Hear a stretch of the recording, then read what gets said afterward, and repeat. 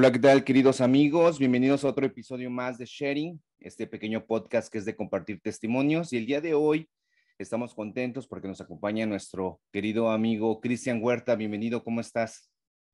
Gracias por la invitación. Bien, gracias a Dios, dentro de lo que Gracias, cabe, porque Cristian. De tenía verdad, unos problemas de salud, pero por coordinarnos. Sí, efectivamente, sí supe eso en tus redes sociales. Supe que tuviste lo de COVID, ¿verdad? sí, pero ahorita más bien parece las secuelas, no se sabe lo que tengo. Ah, ok, mi hermano. Pues vamos a comenzar. En la forma personal, sinceramente, yo siento que para mí fuiste el primero, como que el primer influencer católico que estaba evangelizando en esa atmósfera digital. ¿Cómo fue esos primeros pasos para poder evangelizar en todo lo digital en las redes sociales? ¿Cómo fue esa inquietud? ¿Cómo empezaron los primeros pasos? Ok,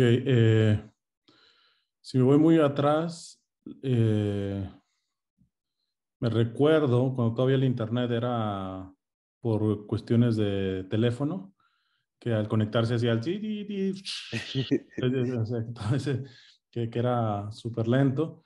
Una vez intenté publicarlos, hacer como una página con los escritos de Santa Teresita del Niño Jesús. Simplemente no se pudo, era mucho más complicado y sobre todo por la cuestión del Internet del tiempo.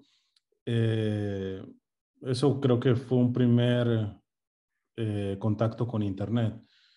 Lo segundo que tengo en mente es, me recuerdo una red social que hasta lo que sé, pues ya murió, que se llamaba MySpace. Eh, em, Empecé ahí, bueno, era similar a un tipo de Facebook, pero permitía tener un reproductor de audio. Entonces, algunos de mis cantos los empezaba a subir ahí, algunas de mis reflexiones las subía así en audio, nada más. Excelente. Esa también es otra memoria que tengo en el pasado. Como ya le he mencionado muchas veces, yo abrí un canal de YouTube cuando YouTube no era ni siquiera de Google. Estamos hablando casi cuando arrancó YouTube. Las redes sociales que tengo actualmente son las terceras redes sociales. Yo he cerrado todas mis redes sociales por 2 ocasiones, completamente. Las primeras redes sociales no se pudo salvar nada porque cerré y no tenía respaldo de todo el contenido que había hecho y todo eso. Las segundas redes sociales sí se perdió como un 5%, si acaso, que todavía no tenía respaldado, pero el 95% sí lo tenía respaldado y en estas terceras redes sociales lo he vuelto a subir. Pero bueno, en ese tiempo, con el caso de YouTube, yo personalmente, yo no era una iniciativa de decir, déjame, me meto a YouTube para poder evangelizar porque recientemente me hicieron una entrevista en donde me hacían una pregunta, no me recuerdo la estructura de la pregunta, pero bueno, la esencia de la pregunta era, ¿cómo le haces para poder no perder piso en la cuestión de la evangelización, ¿no? A nivel de internet y todo esto?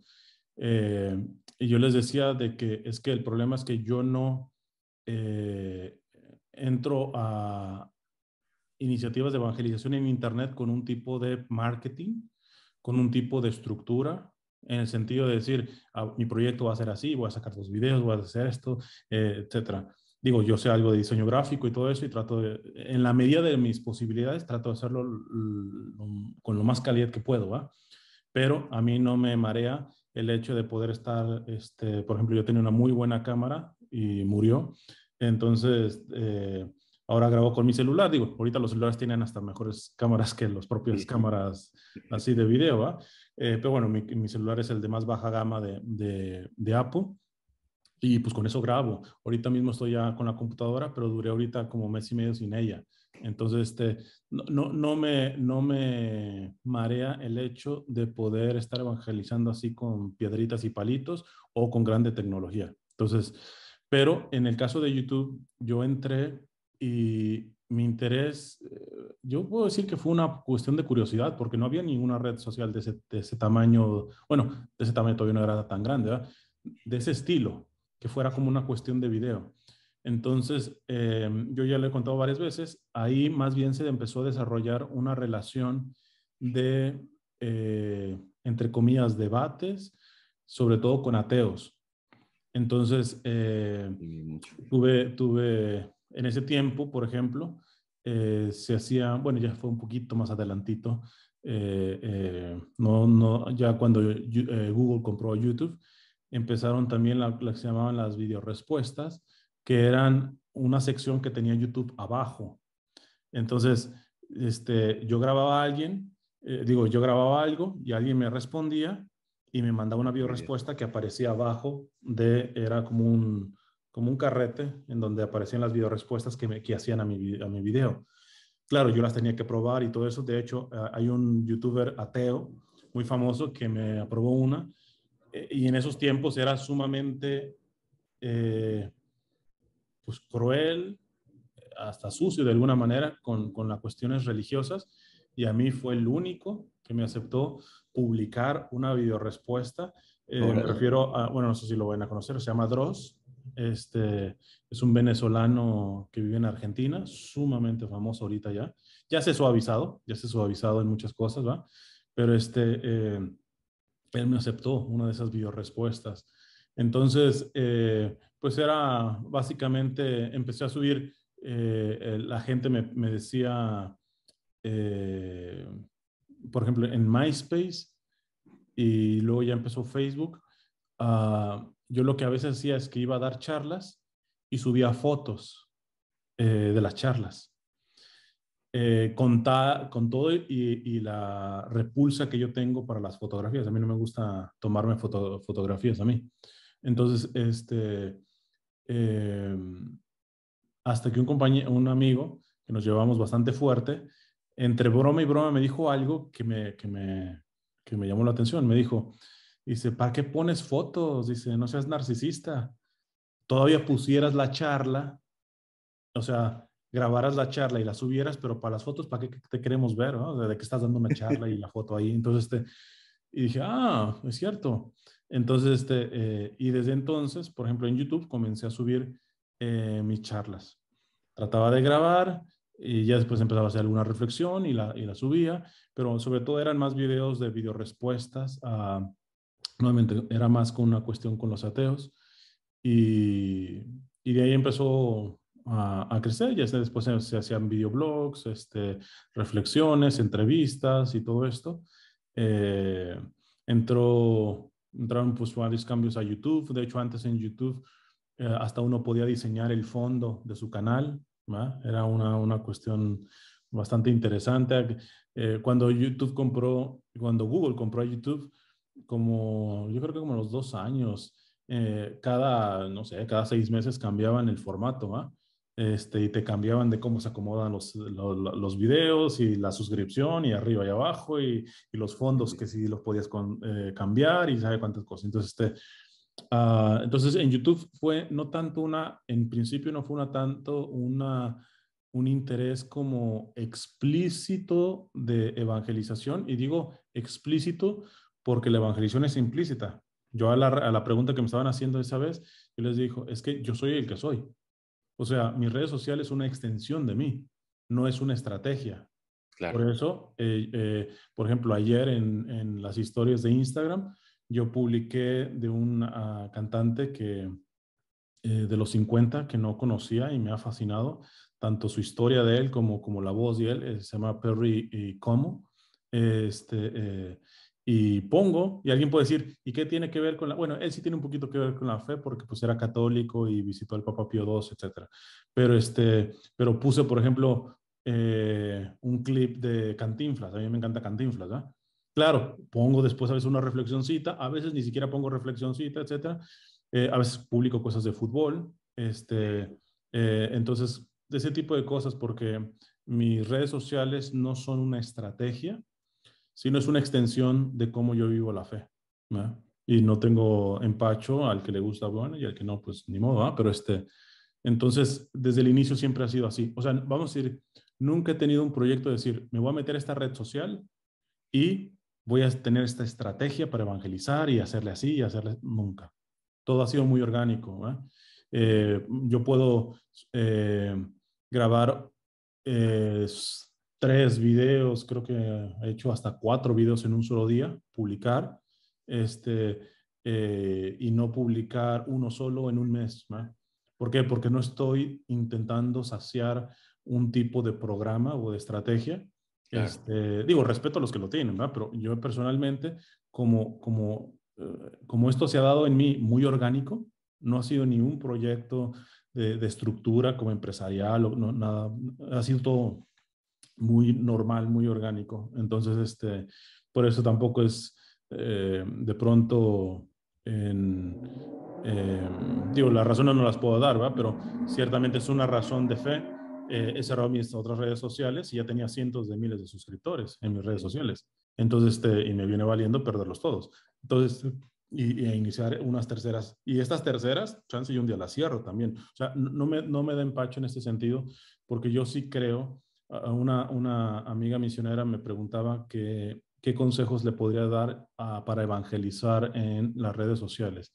Y la primera cosa que se me vino a la cabeza fue decirle, estar dispuesto a cerrarlas. wow, Entonces, porque si uno cree que el fruto de la evangelización solamente está en lo que yo hago, en lo que yo digo, etcétera, todo eso, ese es un reduccionismo. Muchas veces el Señor puede dar más bendiciones en el sacrificio de cerrar mi red social por una causa que valga la pena, ¿va? Y tener que abrir otras y empezar de no cero. pasa nada. Entonces, a partir de la humillación que pudiera, humillación entre comillas, humillación que me pudiera generar eso, tanto trabajo, etcétera, este, eh, la conversión interior que eso me provoca a mí, el desapegarme de mis redes. Hay unos que pues lo ven ya hasta con una cuestión de dinero, Sí, desapegarse también a ese dinero, a todo ese tipo de cosas, en el misterio de la comunión de los santos, en la cual se distribuyen las gracias de manera silenciosa. Así está, por ejemplo, en este momento no cabe duda de que puede haber alguien agonizando en un hospital que, uniendo sus sufrimientos a los de Cristo, nos está mandando a todos oxígeno puro en las venas de la iglesia y del mundo, ¿eh? Eso es la comunión de los santos. Entonces, muchas veces uno evangeliza más en la negación de sí mismo, en la humillación del propio evangelizador. De hecho, yo suelo decir que eh, el, si me tengo que enorgullecer algo de mi evangelización, de lo que me enorgullezo es de lo que ustedes no saben. Es decir, de lo que está abajo.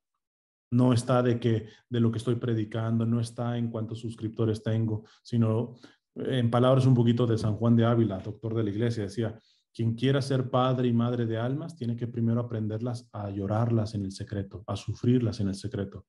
Entonces yo digo, wow. un evangelizador que no padece por las almas en secreto, que no se mortifica en el recto sentido de la palabra, que no lleva varias de sus cruces en el silencio, etcétera, pues podrá aparentemente tener mucho éxito en su evangelización porque basta que se forme un poco, basta que tenga buena capacidad para hablar, basta que sea simpático, basta que todo eso, pero todo eso es hueco.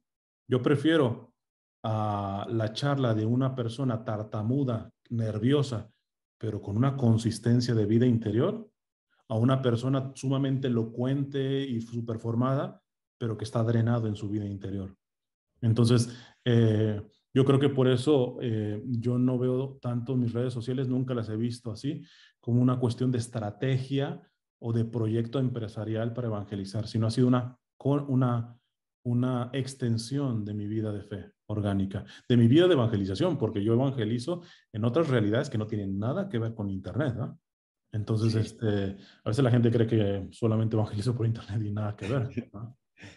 Oye, pero nada más para complementar, eso sí es cierto. Yo recuerdo cuando creo que en unos comentarios tenías algunos como audios, creo que era en SoundCloud, donde igual ahí en la red social decían que, oye, Cristian, no hay problema que yo las reproduzca y las venda.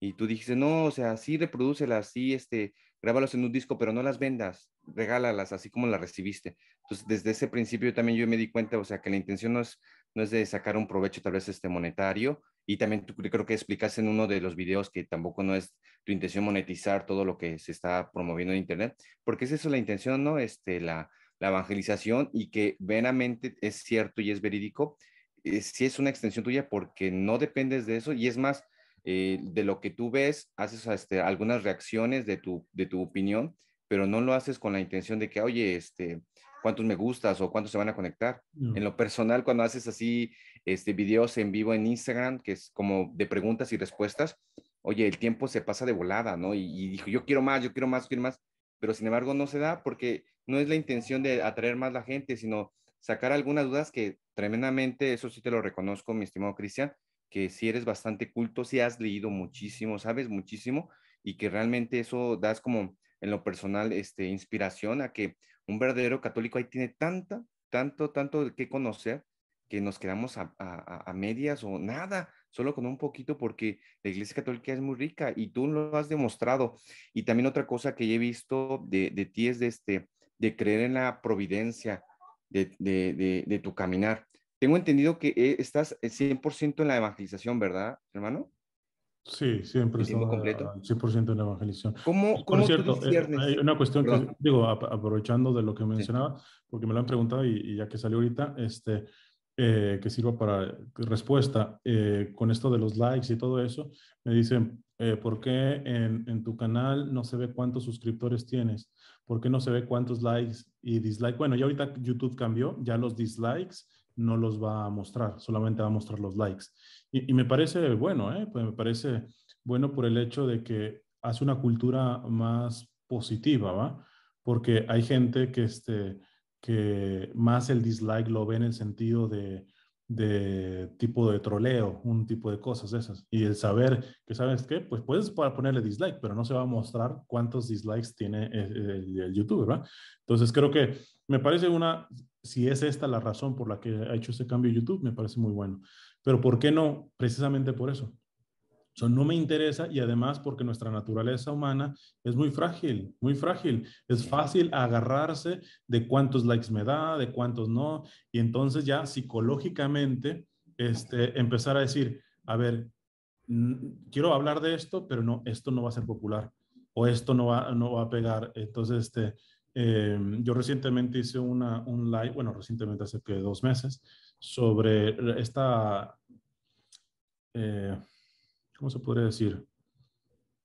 Ah, moda, bueno, es que moda sería un poco despectivo. Bueno, esta situación de estar hablando de emprendimiento católico y cómo hacer un proyecto católico y todo ese tipo de cosas. Entonces, uno de los que promueve que se ha dicho de paso que no estamos de acuerdo, nos llevamos bien. De hecho, hemos tenido entrevistas y todo eso, pero estamos claros de que él no está de acuerdo conmigo y yo no estoy de acuerdo con él en muchas cosas. Pero la cosa es que él, por ejemplo, en una de estas preparaciones, porque evidentemente me quise informar, no simplemente de oídas, entonces participé en uno de estos cursos Claro. y él mencionaba, él les decía, por ejemplo, tienes que conocer vamos a ir como si el mercado, ¿va? Entonces, si haces por ejemplo, un curso de los padres de la iglesia, eso nadie te lo va a comprar, ¿va? Tienes que ver, entonces, pues espérate, ahí ya no va. Porque ¿qué tal? La evangelización es hacer lo que Dios quiere. Dice San Vicente de Paúl, hacer el bien que Dios no quiere es terminar haciendo el mal. No basta hacer el bien, hay que hacer el bien que Dios quiere. Entonces, y el bien de Dios quiere puede ser que hagas algo de los padres de la iglesia, aunque los vean 3 gatos. O sea, el empezar con la evangelización a medirse o a estar muy atento en cuántos suscriptores tengo, en si me dieron muchos likes o muchos dislikes, en que si se me están desuscribiendo, en cuanto, etcétera. Hay cosas que no se pueden cubrir, ¿verdad? Pero, por ejemplo, en YouTube yo tengo cubiertos los likes, los suscriptores, que si ahorita me preguntas cuántos tengo y todo eso, ni siquiera yo sé, no me interesa. Lo único que no se puede, y es así por una situación que se suscitó, tuve que investigar porque estaba ahí, ese sí es público, cuántas visualizaciones tenía y creo que, bueno, hasta cuando lo revisé tenía como 14 millones de visualizaciones. Entonces, pero si fuera por mí, hasta ese dato lo quitaba, ¿verdad? ¿Por qué? Porque la naturaleza humana es muy frágil y es muy fácil meterse en esta mundanidad de evaluar cosas. Digo, este tipo de cosas en un proyecto o en un emprendimiento secular, perfecto. Yo no tengo problema. O sea, si vas a vender papas o lo que tú quieras y gustes, me parece hasta perfecto. Ver si, no sé, vas a vender pan y estás en un barrio de puros celíacos que les hace mal el gluten, pues tú vas a tener que transformar ahí la cosa, ¿va? Entonces, esa parte sí yo sí entiendo, pero en la evangelización, sobre todo el Papa Francisco nos está diciendo mucho, y sobre todo con este del sínodo de la sinodalidad, nos está diciendo, no se trata de recaudar lo que opina la gente en el sentido, a ver, tú eres de izquierda, tú de derecha, tú conservador, tú tradicionalista, tú modernista, etcétera. Vamos a juntar todos los votos y a ver quién gana. No, es todos dejar nuestras seguridades intelectuales, doctrinales, de todo eso, y estar abiertos al Espíritu Santo. Porque el sínodo que está convocando el Papa es, ¿qué nos está pidiendo el Espíritu Santo en este momento?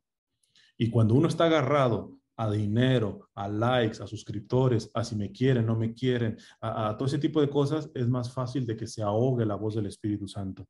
El Espíritu Santo trabaja más, por eso dice Jesús en el Evangelio, Padre, te doy gracias porque esto no lo has revelado a los sabios y entendidos, sino a los pequeños y humildes. Es decir, a los pequeños, a los humildes, a los despojados, a los que no tienen Claro. seguridades. Es ahí donde empieza a soplar el Espíritu Santo. Digo, no es que no sople con los otros, pero los otros lo asfixian entre sus seguridades, su economía, sus likes, sus dislikes, si las estadísticas y todo ese tipo de cosas. Precisamente por eso trato de, si las redes sociales me permiten cubrir ese tipo de información y todo eso, lo hago. Entonces, se me venía, porque me han preguntado mucho, ¿y por qué nos muestran los suscriptores y todo eso? Entonces, Oye, pero bueno, en esa parte sí tienes razón, o sea, si por ejemplo en este ejemplo que hiciste de lo de un curso de los padres de la iglesia, pero yo creo que también ahí es válido, por ejemplo, innovar, por ejemplo, en la manera de cómo se da, porque efectivamente es lo que a veces se queja, ¿no? Van al catecismo, un ejemplo, van al catecismo y venden el mismo globito, el mismo letrero de la iglesia, entonces, y es lo que a veces los hermanos de otra denominación nos ganan en eso, en lo visual, pero sin embargo, no por competir, pero yo siento que en lo católico hay bastante conocimiento, hay bastante, ¿cómo podría decir? Para profundizar, pero sin embargo, como católico, no llama la atención. Si tú dices, quiero leer, es una encíclica, y no te la acabas en leer, pero sin embargo, si tú en la parte de innovar, de decir, oye, voy a poner un poquito más visual, yo creo que eso no está peleado en la no, no, iglesia, no, ¿no? perfecto, sí, Sin ¿no? embargo, pero es bueno agarrar esos temas, ¿sí o no?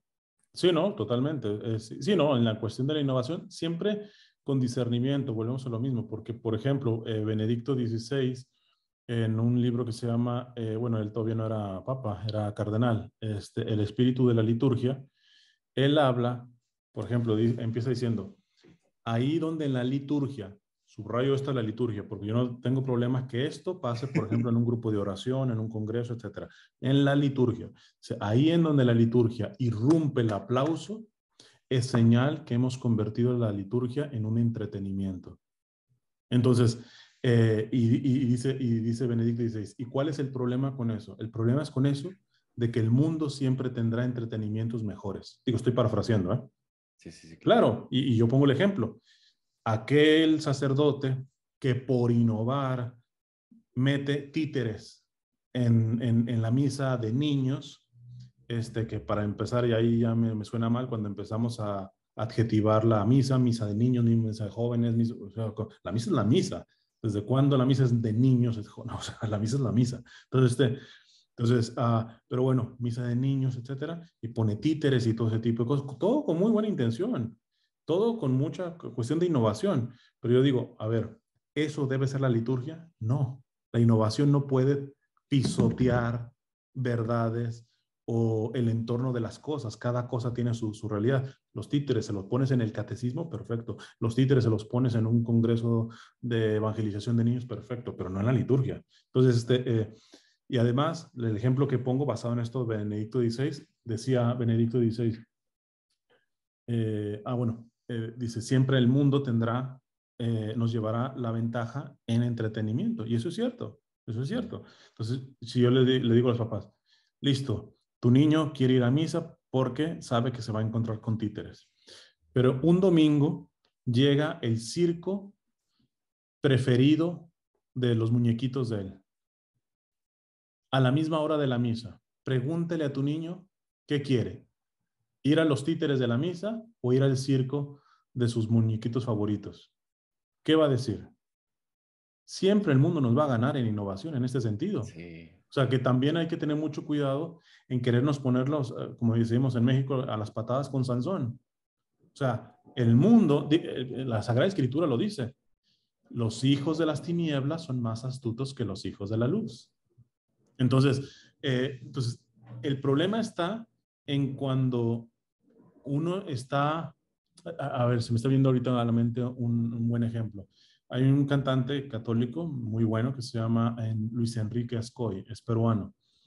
Él dice una cosa bien interesante, dice, yo no entiendo cómo mis colegas músicos católicos mendigan y admiran tanto que un protestante se gane un Grammy, que esto y que el otro, y que la calidad de sus producciones y que los Sí, conciertos, y dice, cuando nosotros tenemos el privilegio de tocar una misa, eso es infinitamente mucho más que ganarse un Grammy, que ganarse, que llenar un congreso, un estadio, etcétera, etcétera. Entonces ahí donde yo digo, sí, hay que innovar, pero cuidado con dejarse atarantar por las luces del mundo. ¿Eh? O sea, o un último ejemplo. También tengo yo en mi canal de YouTube un video nada más de esa temática.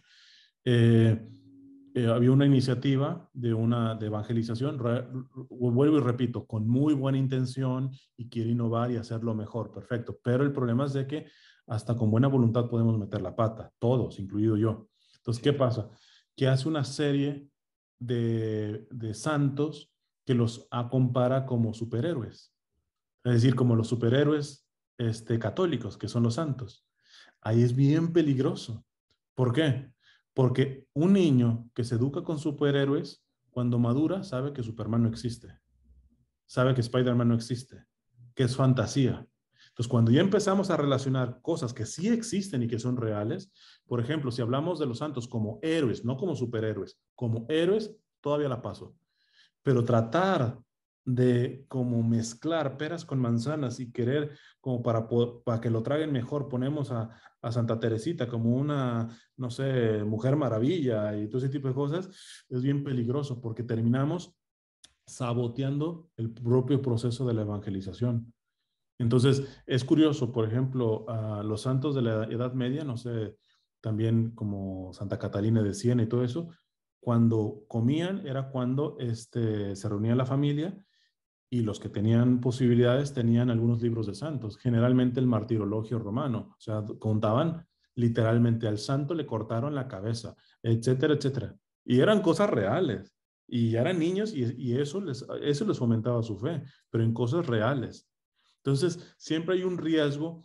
eh, en, Hoy se da mucho el caricaturizar, por ejemplo, sí. a la Virgen y todo eso. Yo eso no lo encuentro del todo mal, pero creo que sí, la línea es muy delgadita y tenemos que equilibrar la cosa porque la innovación se nos puede ir en contra nuestra, ¿no? Se nos puede ir en contra nuestra, porque queda nuevamente, si la niña que le gusta Santa Teresita, igual como le gusta Superman, pues va a llegar un momento en donde esa visión psicológica, mental que hizo de Santa Teresita va a quedar fuera, porque Superman es de su infancia, Santa Teresita es de su infancia, ¿va?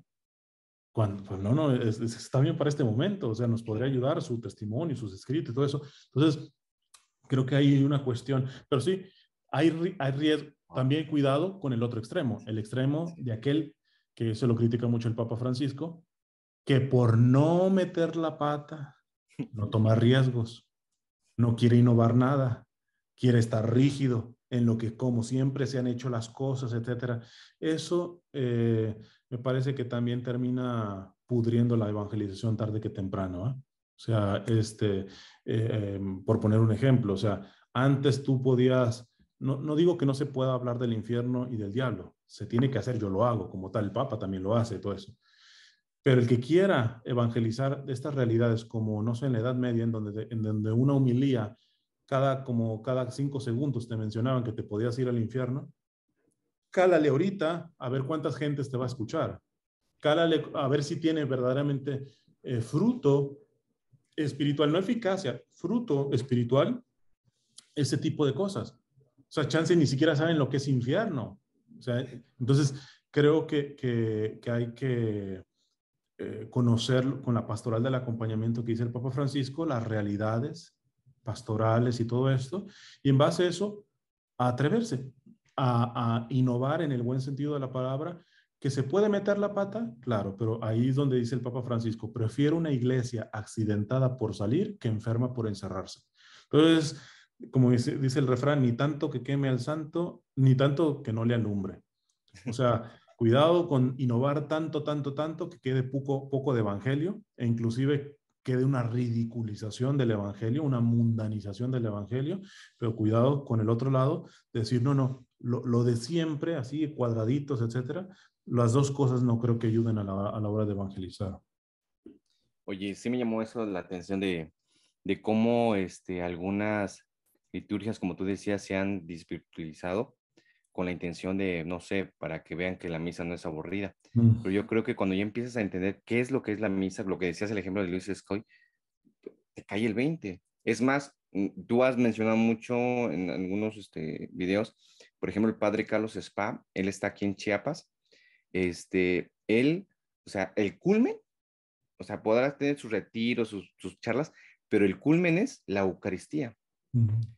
Y entonces hay veces donde he estado en algunos encuentros donde pues el comen le tiran más a la situación de la prédica, no sé si está bien decir prédica o reflexión, o la parte de la hora santa, pero el culmen con el padre Carlos Pac, que cuida mucho todo lo sacro, que me llama mucho la atención, le da a la Eucaristía y sí te meten en una experiencia donde tú dices, ah, caray, o sea, sí está ahí Dios y te habla y te llama eso la atención, pero porque hay una conciencia. En el ejemplo de los niños que tú me estás diciendo, que aquellos papás que tal vez van a estar escuchando ese podcast, decías, ¿cómo yo puedo yo sé que vienen desde una educación, pero yo, ¿cómo puedo yo decirle a mis hijos? Quiero que vayan a la misa porque realmente sepan qué es la misa, para que, y no querer meter otras cosas solo para el gancho, pero sino porque es la misa, ¿no? Entonces, y así entiendan el verdadero, es que no tengan necesidad de buscar a aquel sacerdote que tira agua bendita con una pistola de agua, que vi unos videos por ahí, Mm. o que aquel que, como tú dices, mete películas dentro de la Eucaristía. Ahí, ¿cómo podrías tú como comentarle a esos papás, sobre todo a esos niños, ¿no? Que vienen ahorita con esta generación todo visual, todo auditivo? Bueno, se me vienen dos cosas. La primera, la menciono mucho, sobre todo precisamente en esas sesiones de preguntas y respuestas. Eh, el poder quitarnos esta situación de respuestas de receta. ¿Cómo hacer que mi niño se acerque a la iglesia? Dos jitomates, un pepino, etcétera, lo Es mezcla el todo. O mucho, sea, hay mucho en que internet. quedemos así como tipo de recetas. La cosa es que no, porque para empezar, alguien puede decir, mire, a mí me sirvió esto, pero yo soy mamá de Juanito. Usted es de Pedrito, y no es lo mismo Juanito que Pedrito. Tienen la misma edad, etcétera, etcétera. Son hasta amiguitos y todo eso, pero no es lo mismo Juanito que Pedrito. Entonces, yo lo primero que les digo es precisamente el conocimiento familiar. Por eso el Papa Francisco habla de, entre comillas, perder tiempo con los hijos, ¿va? En cuanto a jugar, etcétera, porque es esto, el acompañamiento, lo que dice, Sí. a este hijo le puedo hablar más claro, a este otro no, a este nada más le digo una cosa y ya está llorando, es muy sensible, el otro eso está como piedra, ni torturándolo da a su brazo a torcer. Entonces, el saber que la evangelización es un trato con seres humanos, únicos, irrepetibles. Entonces, puede haber ciertos principios, ¿verdad?, que pueden orientar, pero claves como para hacer, mire, la cosa para que el niño entienda en la Santa Misa es esto, paso 1, paso 2, paso 3, a eso no va. Para el niño de enfrente sí, sí funcionó, para el de usted no va a funcionar. Entonces, la cuestión es empezar los principios, ¿va? El sentido de lo sagrado, ¿va? Saber que algo pertenece a Dios, entender a Dios, pero al mismo tiempo eso va vinculado a la vida familiar. Como, por ejemplo, un niño puede entender que Dios es padre cuando su propio padre no se le pega a su mamá. Entonces tú dices, el niño está recibiendo a Dios es padre, pero la referencia de paternidad es un hombre abusador y puede ser hasta un predicador, ¿eh? Entonces, el papá. Entonces, y podrá dar una excelente clase de la misa y hasta misa en latín y todo lo que gustes y quieras, pero ha distorsionado la visión de Dios Padre en su hija, por ejemplo, ¿eh? Entonces, en este sentido, creo que la primera cosa que yo tendría que decir es este, entender la unicidad de las vidas, que cada caso es un caso. Ahí está la vida de oración, ahí está la vida sacramental, ahí está la vida de caridad, que ayudan a expandir la capacidad de discernimiento. Generalmente, cuando uno no lleva eso, de hecho se frustra, que cuando uno les dice, ok, ¿qué puedo hacer? Vaya al Santísimo y ore. Pues ya he ido. O sea, le está tronando los dedos a Dios. O sea, quiere algo mágico, es decir, entonces, cuando se lleva vida seria de oración, vida seria sacramental y vida seria de caridad, bueno, también en la parte de la Sagrada Escritura, la lectura de la Sagrada Escritura es fundamental, el magisterio y todo eso, eso va ampliando nuestro discernimiento, que en ciertos casos hay que hacer A, en ciertos casos hay que hacer B, en ciertos casos hay que hacer C, etcétera, ¿va? Y la segunda cosa es entender que donde hay humanos hay humanidad. ¿A qué me refiero? Nada más molesto que un sacerdote regañe a una mamá, por ejemplo, en misa, porque el niño está llorando. Pues los niños lloran, ¿qué quiere que haga? O sea, entiendo que tiene que haber sentido común, esa mamá, pues nada pasa, vete hasta atrás, o lo que sea, todo eso, ¿ah? Pero me decía un amigo, digo, la opinión es algo fuerte, ¿ah? Pero tiene razón. Dice, hay sacerdotes que por tener el orden en la celebración, prefieren a tener a un montón de mujeres en la primera fila que usan anticonceptivos y que por eso no tienen hijos o que chance y se la pasan de aborto en aborto. Y a nosotros, que somos generosos, porque él tiene varios hijos, dice, a nosotros nos ven feo, apenas llora un niño, etcétera, y nos tenemos que a veces hasta ir, ¿verdad? No, o sea, los niños lloran. El Papa Francisco dice, no me saquen un niño nada más porque llora, ¿verdad? Hasta un poquito atrás hay iglesias que han, al menos acá en Estados Unidos, que han hecho como unos cubículos para personas que tienen bebés y todo eso, y si llora no se escucha adentro, ¿eh? Este es como un tipo de cuartito, vamos a decirlo así. Ahora, también tiene sus desventajas eso, me dicen personas que han estado ahí, que muchos papás precisamente ahí se ponen a platicar y toda la cosa, entonces o sea, ya no son los niños los que están haciendo ruido dentro del cuartito, son los papás, entonces pues son cosas para eso. Entonces, a lo que voy es entender que los niños no siempre van a entenderlo todo al principio, ¿eh? Pero sí hay que tener cuidado, por ejemplo, para mencionar algunos principios. Hay algunos que dicen, pues les llevo juguetes. No se recomienda. ¿Por qué? Sí. Porque pues vas a asociar un acto sagrado con una cuestión de jugar, ¿va? Después para quitárselo va a ser un poco complicado. No, es entender que sepan lo que es la misa poco a poco, que si no se desesperan de todo eso, no pasa nada, lo sacas un ratito, lo tranquilizas, etcétera. También hay algunos papás, sobre todo jóvenes, me han dicho, se desesperan porque dicen, es que a veces creo que ni me vale la misa. O sea, porque pues ni siquiera me la pasé más afuera del templo que a veces pienso en decirle, ok, yo voy a misa y tú te quedas con los niños. Y Sí, sí, luego me entiendo. los dejas a mí y tú vas. Y le digo, no, hay que ir siempre en familia porque hay que hacer la visión de que a misa se va en familia, ¿va? Entonces, le digo, aquí la única cosa es entender que es una etapa de la vida. Digo, tus niños no van a tener toda la vida 3 años, ¿va? Entonces, van a crecer y todo eso. Pero al mismo tiempo, esto me da el recomendar a los jóvenes que tienen vocación al matrimonio, que es precisamente la juventud en donde uno se tendría que llenar de vida sacramental. Porque después cuando vienen los hijos, uno añora poder vivir la misa. Hombre, de joven podías ir a misa, no tenías hijos, no tenías responsabilidades, podías ir a misa todos los días si tú quisieras. Podías irte a confesar semanalmente si tú quisieras. Podías pasarte 2, 3 horas delante del Santísimo si tú quisieras. No tienes compromisos, no tienes hijos, no tienes, etcétera. Entonces, el problema está también que después, ya teniendo hijos, empiezan a añorar, que dice, pero es que parece que yo no estoy viviendo mi fe, al menos los sacramentos. Entonces, bueno, pues ya haz lo que puedas en el camino, pero los que todavía no entran ahí, no se quejen después. La juventud está precisamente para eso. O sea, no tienes, estás a flor de piel en tu salud, estás a flor de piel en tu Claro, intelecto, estás a flor de piel en tiempo, etcétera, todo eso. Porque si tienes 2 horas para gastarte en un partido de fútbol, viendo un partido de fútbol, o gastarte 1 hora en redes sociales y todo eso, ¿por qué no la pasas con el Santísimo? ¿Por qué no?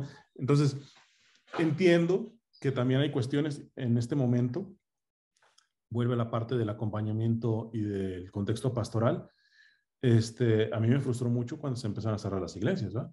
De hecho, ya tenía que hacer mi adoración al Santísimo afuera del templo, o sea, literalmente en la calle, ¿verdad? Sabiendo que pues el sagrario está allá adentro, pues listo, lo hacía así.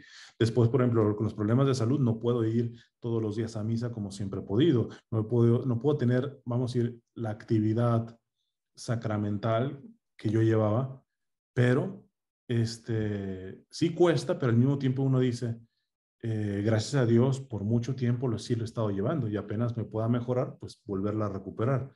Entonces, creo que también esa lectura se tiene que dar, porque los niños sí, especialmente absorben más por el ejemplo que por las palabras. O sea, cuando un niño ve a su padre que se arrodilla, por ejemplo, delante del Santísimo o en la Santa Misa, o que se mantiene en silencio. Es más, ahorita se me vino un caso. Había una parroquia, yo estuve por varios tiempos en Miami, y era una parroquia pues bastante adinerada, ¿no? Entonces, y eran unas confirmaciones, generalmente en confirmaciones, primeras comuniones, bodas, siempre va gente que es católica de nombre, que pues, ni se para, etcétera. Entonces, las ves con el celular, las ves vestidas totalmente inmodestamente, o sea, totalmente desfasados, ¿no? Se entiende porque son personas que no han estado cercanas, ¿no?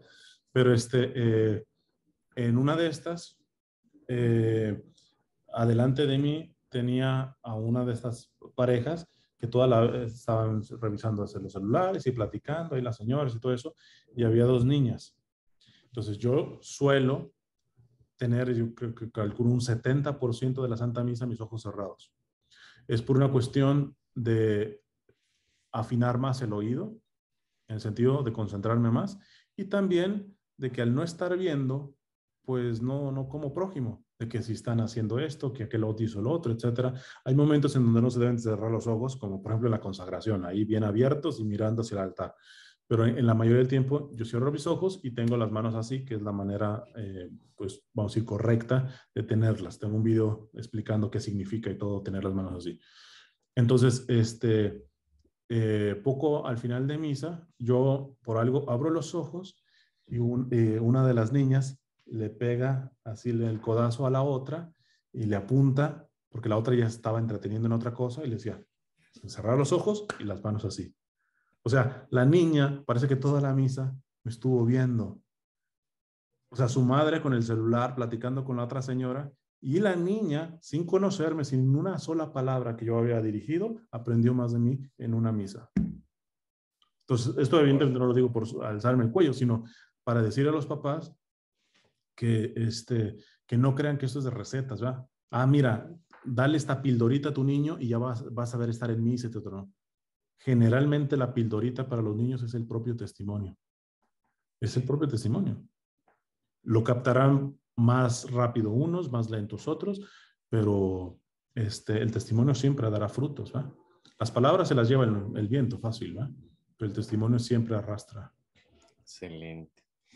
Oye, Cristian, pues ya nada más para terminar, me siento como cuando esos lives de Instagram que ya se van a terminar por el tiempo, pero sí me gustaría preguntarte, sobre todo en la parte de discernimiento, como te decía al principio, de que eres un laico de a tiempo completo, ¿cómo saber discernir que el Señor te está llamando para esa vocación, de dar ese paso de fe, de creer en la providencia, sobre todo por aquellos jóvenes o personas ya adultas que aún están como en una crisis vocacional, si no saben si el Señor nos está llamando para sacerdocios o para estar casados, en fin. Entonces, ese como que discernir o saber escuchar a Dios, como que les cuesta tanto en este tiempo. Ok, la evangelización es para todo el que se diga católico. No es un privilegio o un carisma de cierta gente, es para todos. La única diferencia son en las formas o lo que se llama el estado de vida. Unos lo harán a tiempo completo, siendo consagrados, llevando votos de pobreza, castidad y obediencia, o promesas en el caso de los sacerdotes diocesanos. Puede ser un laico que se dedica a tiempo completo como tal a eso, pero es que el casado, por ejemplo, tiene que evangelizar. Claro, no a tiempo completo en el sentido de un consagrado o de un laico que está evangelizando a tiempo completo, sino en el sentido, por ejemplo, de su trabajo. Sí. O sea, tiene que ser testimonio del evangelio ahí. Y no significa estar dando bibliazos cuando hay que hablar, se habla, etcétera, ¿verdad? Pero ser testimonio, eso es evangelizar, ¿verdad? Entonces, ahora, si lo que se quiere llamar es el hecho de evangelizar en el sentido de estar explícitamente predicando el evangelio como tal, yo sí diría que la persona, le recomiendo que tenga un buen director espiritual. Yo recomiendo que sean siempre consagrados, sacerdotes, o en el caso de las mujeres también pueden ser religiosas, y que se discierna para que se pueda analizar si es por ahí, si es prudente, si no es prudente, cuándo, etcétera. Lo que sí yo les digo es que el que se quiera dedicar a la evangelización en este sentido que yo digo, entienda aquel pasaje de la persona que se le acerca al Señor y le dice, te seguiré a donde quiera que vayas. Es decir, en pocas palabras, quería ser del club de los evangelizadores a tiempo completo. Entonces, el Señor le responde, las aves tienen nido y las zorras tienen madriguera, pero el Hijo del Hombre no tiene ni dónde reclinar la cabeza. El Evangelio no nos dice si lo siguió o se rajó, pero hay que entender eso. ¿Por qué? Porque ese es el terrible problema que estamos teniendo. Gente que se quiere dedicar a este tipo de evangelización a tiempo completo y en realidad está haciendo simplemente un comercio del evangelio o para cuestiones personales, ¿verdad? Etcétera. El evangelizador que quiere evangelizar a tiempo completo, consagrado o laico, en este sentido que estoy mencionando, porque repito, la evangelización es mucho más amplia, pero en este sentido, que no esté, por ejemplo, dispuesto a pasar por carencia, por pobreza, le digo, no se meta. No se meta. Para mí es una clave fundamental, porque hace mucho y está haciendo mucho daño, tanto evangelizador que va atrás del dinero. Repito, en una publicación puse, es más, creo que para no equivocarme, porque una persona, una amistad, me hizo un comentario y por eso hago mucho la diferencia en el tipo de evangelización. Sí. Puse, a ver, ¿dónde está aquí? Déjenme les digo, a ver. Ok, puse esta publicación. No es lo mismo evangelizar y que Dios te provea para tus necesidades esenciales a encontrar en la evangelización el pretexto para sacar dinero, sea para mantenerte, porque alguien dice, no, pero pues no me estoy haciendo millonario, pero lo estás agarrando para cuestiones económicas, aunque sea para lo necesario. O sea, parece lo mismo, pero no es lo mismo. Repito, no es lo mismo evangelizar. Es decir, el foco es evangelizar. Cuando sea eso, tú dices, pues venga, mar, tierra, pobreza, riqueza. San Pablo nos dice, yo les he dado ejemplo de perseverancia tanto en la abundancia como en la pobreza. O sea, quiere decir que a San Pablo le tocó ratos de evangelizar con un poquito más de cash. Entonces, dice, pero estaba claro, el día que ya no lo tenga, yo sigo. ¿Cuántos evangelizadores hoy, si empiezan a pasar carencia, le siguen evangelizando? Al menos a tiempo completo. ¿Cuántos? Algunos ponen el pretexto, y digo pretexto porque lo es, de la familia. Pero es que yo tengo esposa, tengo hijos. Bueno, pues agárrese un trabajo. Es primero su prioridad es su esposa y sus hijos. La evangelización para un casado en este tipo de evangelización no es prioridad, aunque se oiga fuerte. Tu prioridad es tu esposa y tus hijos. Y si tu esposa y tus hijos te respaldan en este tipo de evangelización, bendito sea Dios. Y los hay. Hay familias que dan testimonio y la pasan a veces duras a nivel económico y todo eso, y eso es más testimonio que hasta lo que hacen de evangelización explícita. Pero hay otros que no están dispuestos a aguantar eso. Te casaste y todo eso, prioriza tu familia. No vengas a tratar de mezclar cosas para sacarle algunos dólares, algunos pesos a lo que supuestamente es evangelización. Entonces digo, no es lo mismo evangelizar y que Dios te provea para tus necesidades esenciales a encontrar en la evangelización el pretexto para sacar dinero, sea para mantenerse o peor aún, para enriquecerse. Y en la descripción de la publicación puse lo siguiente. Bueno, hay incluso algo peor que usar la evangelización para enriquecerse, que sea estafando a los feligreses con toda clase de mentiras y amaños, porque los hay. No puedo decir nombres, pero los hay. Estafadores que le cobran por vuelos redondos a una comunidad que van a predicar y nada más fue sencillo porque de ahí van a brincar otra comunidad y son tan deshonestos de sacar ese dinero de las comunidades y a veces son comunidades pobres. De decirles, llevan medallitas de San Benito y toda la cosa y les cuentan el cuento chino, ¿eh? Es decir, estas las compré en México y o están súper bendecidas o son prácticamente casi el milagro y todo eso y nada, que las compraron. Hay una zona aquí en Los Ángeles que le llaman los callejones, que es como un tipo de tianguis, ¿verdad? Las agarraste ahí, o sea que ni siquiera honestos son para decir la procedencia de lo que estás vendiendo. Ese tipo de cosas pasa y con frecuencia. O por ejemplo en las redes sociales. Gracias por sus donaciones, esto ayuda para pagar las luces. Y yo digo, ¿y cuánto costarán esas luces? Tienen 5 años diciendo lo mismo. Hacen estos, ¿cómo le llaman? Recaudación de fondos que para comprarse equipo. Yo soy de un predicador que compró un super equipo y todo eso y se sacó muchísimo más. Ya no me acuerdo si era el doble de lo que costó la cámara. Y no fue honesto en decirle a la gente, no fue honesto. Puso un precio que no es honesto. La cámara no costaba eso. La dobleteó. Entonces, ese tipo de cuestiones, digo, todavía son peores, porque se puede todavía uno enriquecer en la evangelización con recta procedimientos o con procedimientos honestos. Pero es que de ahí ya es muy fácil brincarse a la parte de la mentira y de la estafa. Entonces, pongo, bueno, hay algo incluso peor que usar la evangelización para enriquecerse, que sea estafando a los feligreses con toda clase de mentiras y amaños. Si ya los estafadores seculares tendrán que dar duras cuentas delante de Dios, imagínense los que estafaron en nombre de Dios. Por algo me decía un ateo años atrás. Curiosamente es de cuando empecé en YouTube. Este ateo fue el que me dijo esto. Hay creyentes que no reconocen su ateísmo porque su creencia les da de comer, o mucho más que de comer. Sí, porque cuando tu evangelización está bien agarrada el dinero, yo podría juzgar, pues es un juicio temerario, está equivocado, pero puedo decir, ¿sabes qué? Tú ni siquiera eres creyente. ¿Te conviene ser creyente? ¿Por qué? Porque te está dando de comer esto, mijito. Entonces, o ahora está pasando mucho con lo del Papa Francisco. Hay algunos católicos, predicadores, que están friegue y friegue y friegue al Papa Francisco criticándolos y todo ese tipo de cosas.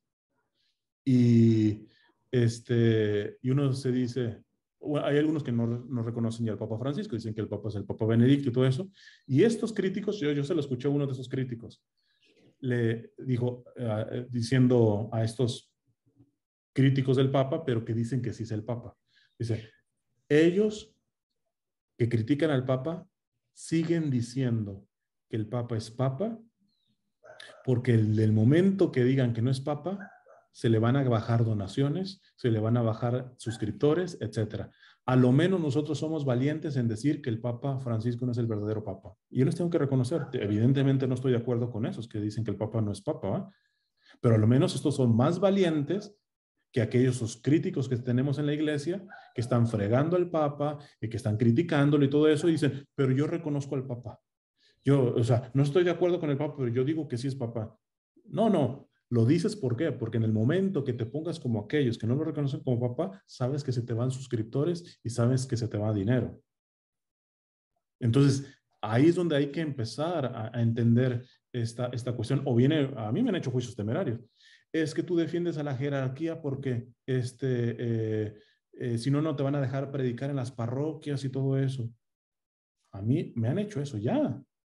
Además, yo ni siquiera cobro. Más aún, muchas veces, la inmensa mayoría de veces, porque yo priorizo a las comunidades a las que los predicadores que tienen tarifa no van, yo priorizo a esa gente. Entonces, y no solamente no me terminan dando, tengo que yo poner gasolina, tengo que poner todo ese tipo de cosas, ¿no? O sea, vamos a decir, tengo pérdidas económicas al ir a evangelizar. pero pues el león cree que todos son de su condición. Entonces termino diciendo, digo, hay creyentes que no reconocen lo que decía este ateo. Hay creyentes que no reconocen su ateísmo porque su creencia les da de comer o mucho más que de comer. Qué importante es volver a recordar el capítulo 6 de la primera carta de San Pablo a Timoteo. Cito, abro cita.